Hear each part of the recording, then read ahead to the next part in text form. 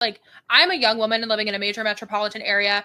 I would love to be able to go out to the bar with my friends and walk to the metro and not be worried about getting harassed or having violence just on a regular Friday night, right? The government isn't going to do something right now, so you should do something right now.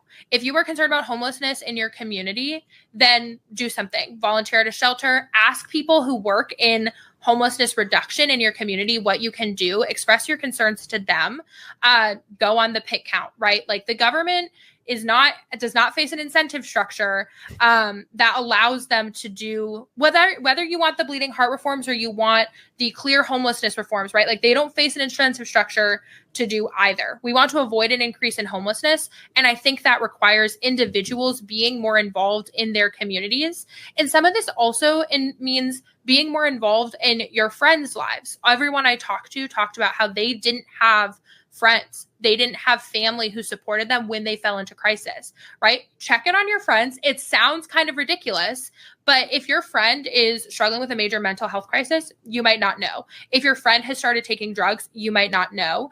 We have to be a community for each other, and that's a key way of avoiding an increase in homelessness.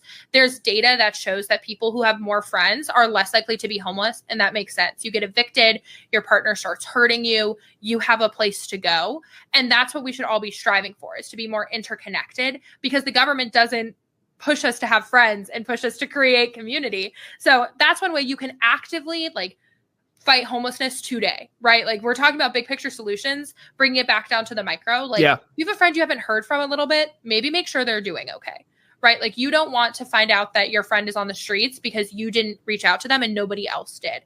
And so that's my main takeaway, right? Like, I love talking about all these macro issues. I thought it was really interesting. It's always fun to disagree. I was on the debate team in high school and college, so I love this. But like, think about the micro, like, reach out to a homeless shelter and see if you can volunteer, or like, just make sure you're checking in on your friends, especially your friends who maybe are going through a hard time, to make sure that they don't turn to drugs, that they don't turn to, that they aren't falling into some sort of mental health crisis. We want to avoid this increase in homelessness. And I loved, Ryan, what you said about, we don't want hardships to define you.